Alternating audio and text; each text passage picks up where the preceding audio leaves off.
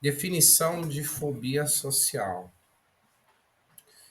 Fobia social é um transtorno de ansiedade que é caracterizado pelo medo intenso de situações sociais que podem ser desconfortáveis e angustiantes em diversos graus. Por que diversos graus? Né? Porque você pode estar vivenciando isso de uma forma. Todos são trazem o sofrimento, mas você pode vivenciar isso de uma forma extremamente intensa e avassaladora, ou pode ser de uma forma intensa, mas talvez por você ter conseguido utilizar um comportamento esquiva, por exemplo, você conseguiu sair dessa situação e aí a tendência é os sintomas diminuírem, tá bom? Vamos lá, apesar das variações da intensidade da angústia, acho que inclusive essa palavra angústia ela traduz legal a experiência da fobia social. Essas experiências compartilham a semelhança de provocar sofrimento intenso e avassalador. Então não importa se é medo de julgamento, medo de uma situação, medo do chefe, medo de figura de autoridade. Todas essas situações, elas têm como semelhança, essas experiências, esse sofrimento que é intenso e ele é avassalador, que é característico da fobia social. As experiências emocionais e físicas enfrentadas em situações sociais deixam uma marca profunda na pessoa. Essa já é a primeira característica, né? Fica marcado. Isso pode começar já na infância, não começa de um dia para a noite. Essa marca ela vai crescendo, ela vai se estruturando ao longo da vida. Muitas vezes começa na infância. Após passar por esses momentos desafiadores, ela tende a interpretar a situação de várias maneiras. Então, à medida que você vai passando repetidamente por situações de medo intenso, voltados para relações ou vivenciados durante algum tipo de contato social, isso vai gerando marcas e vai também fazendo com que você vá interpretando essas situações, né? Formando uma visão sobre o que é essa situação que você acabou de vivenciar, que é uma tendência nossa de tentar explicar as coisas que acontecem com o nosso. Então, uma dessas interpretações é a crença, a leitura que a gente faz de que a gente vai ser julgado novamente em situações futuras. Então, ao longo do tempo, você vai chegando a uma conclusão que, juntando A mais B, você vai começando a entender que você vai sim, pode vir a passar por essa situação novamente. Situação de ser julgado em situações sociais futuras. Então você vai começa a o quê? Formar esse medo em relação às situações sociais. Essa sensação de ser avaliado e acompanhado, ser avaliado e essa sensação ela é avaliada e acompanhada por um mal-estar intenso ou angústia, né? A gente pode chamar assim também. Se manifestam de forma perturbadora. Por isso a fobia social, por isso é tão ruim, por isso as pessoas sofrem tanto com isso, porque é perturbador. Se fosse algo prazeroso, não chamaria fobia social, né? Então você está lidando, né, além das suas próprias interpretações sobre a situação que você vivenciou, você está lidando e fazendo uma interpretação desse mal-estar, dessa angústia que você vivenciou. É como se fosse o que vem junto com essa experiência, esse mal-estar. É como se fosse uma punição que a experiência te traz, né? Então, durante uma crise de ansiedade social, a pessoa pode sentir que está vivendo um sequestro emocional. Esse termo é interessante, né? Quando a gente fala de sequestro, a gente fala de que a gente perdeu a nossa autonomia na situação. Você não tem escolha. Você está preso a uma outra situação ou pessoa. Mas esse sequestro emocional, ele não é só o ato físico, né? Existe um sequestro interno também. Então, quando a gente fala de sequestro emocional, a gente está falando de um sequestro interno, né? Onde suas faculdades mentais parecem ser arrebatadas. Arrebatado por quê? Porque é tomado de você. Olha que interessante a gente usar para descrever essa crise de necessidade social esses dois termos, sequestro e arrebatamento, que é exatamente o motivo de ser tão perturbador, justamente porque é uma experiência de sequestro, arrebatamento que tira a tua autonomia, tira o teu bem-estar e faz com que você deseje o mais rápido sair daquela situação. Então vai, a pessoa experimenta uma perda significativa de capacidade de raciocínio e de atenção. Lembrando que quando você perde sua capacidade de raciocínio, de avaliar de uma maneira mais independente a situação, isso é perturbador. Normalmente a sensação de perda de controle está muito presente nos transtornos, né, de uma forma geral. E lembrando que está numa sociedade, uma cultura que cobra essa autonomia, né, que cobra tanto esse aspecto cognitivo, racional, né, essa capacidade de tomar decisão, de escolha, e de maneira rápida, né? Então, olha como também isso é contracultural, né? Como essa experiência ela vai contra aquilo que a sociedade espera, né? Ela toma de você a tua capacidade de autonomia, de escolha, né? Que você pode ser interpretado também como a sua capacidade de raciocínio, de tomada de decisão, de ter uma atenção mais consistente, não uma perda tão grande da capacidade inibitória de estímulos, que é bem característico nos quadros de fobia social. Sentindo-se incapaz de controlar sua mente e os pensamentos que a dominam. A pessoa muitas vezes ela vivencia isso como é muito comum se ouvir na clínica, a pessoa citar, por exemplo, como pensamentos intrusivos, né? Pensamentos intrusivos nada mais é do que os pensamentos, que é a sensação que a pessoa tem de perder a capacidade de autocontrole e que ela está sendo dominada por pensamentos que a dominam. Isso também está presente, muito presente no quadro de ansiedade social. Os riscos e ameaças, olha o impacto dessa condição, dessa alteração mental. Né? Um dos impactos é esse. Os riscos e ameaças se tornam objetos de uma preocupação incessante.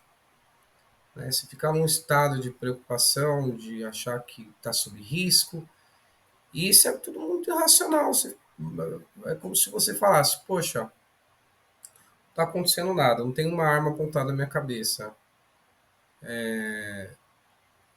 Eu não estou aqui correndo um risco de cair de uma certa altura e morrer. Mas você vivencia como se fosse tal. Como emocionalmente, que é tão real quanto estar na situação. Né? As situações que a gente vive na realidade, elas têm repercussão porque elas são vivenciadas internamente, a nível emocional. Então, a nível interno, não importa se é real ou se é ou não, é o impacto emocional, é a forma como você está vivenciando emocionalmente as situações.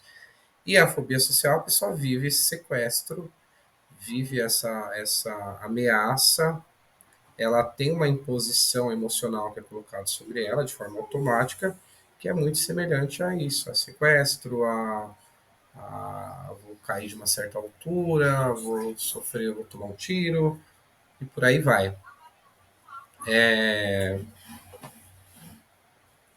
Isso torna-se objeto de uma preocupação incessante, né?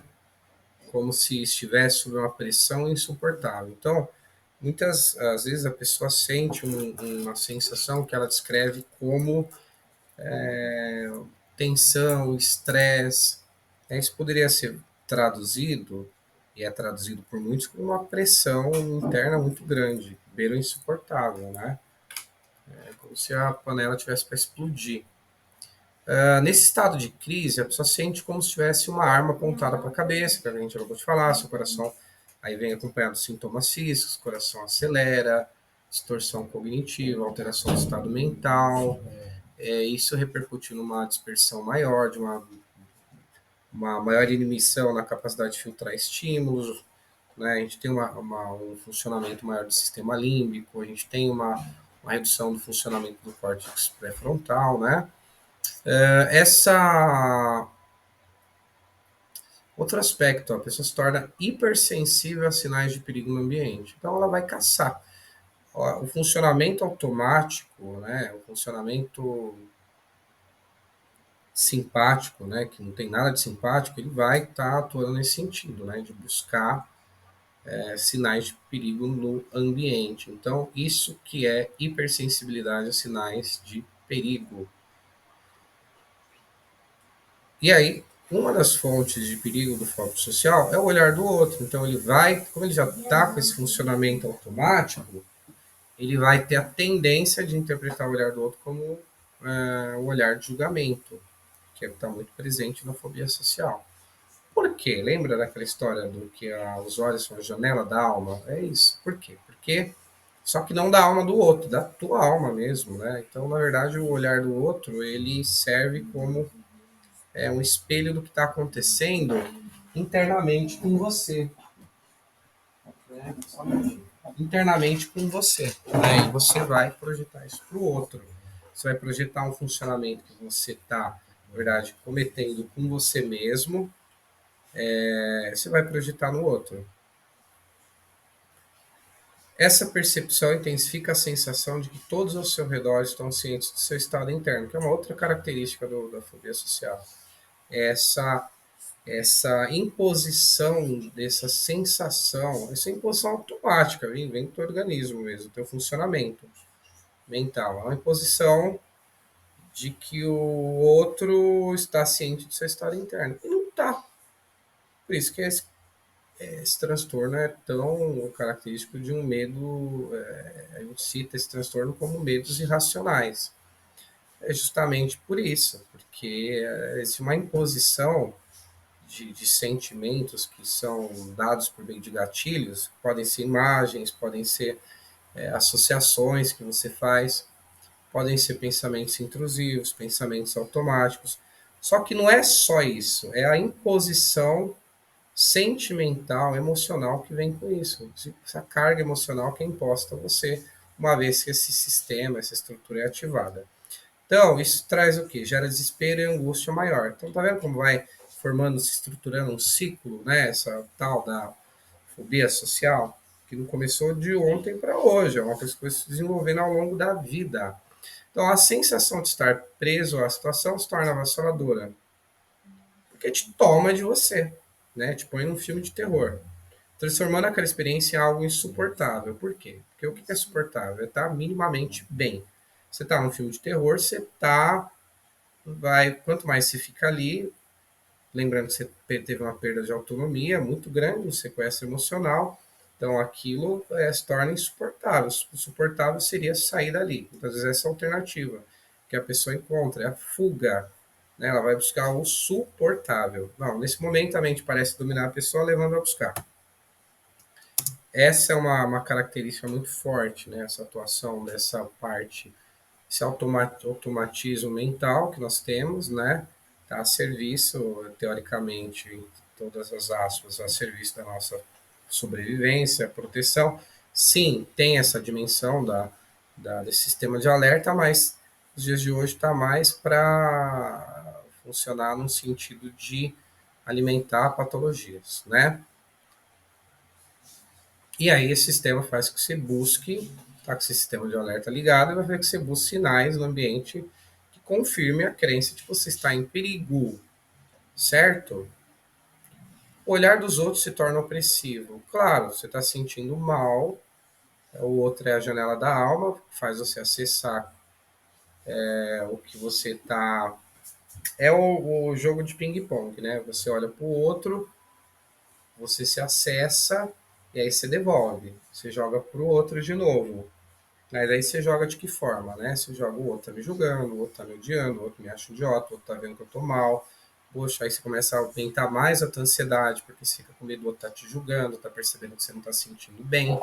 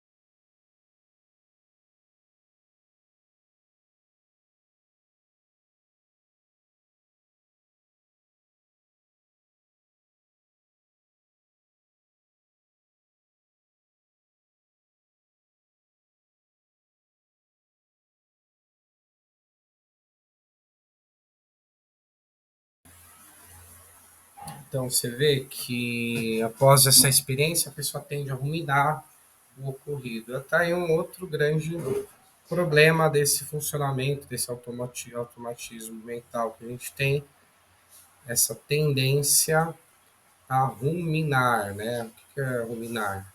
Tem lá o animal que fica mastigando o alimento na boca por muito tempo, aquilo é ruminar.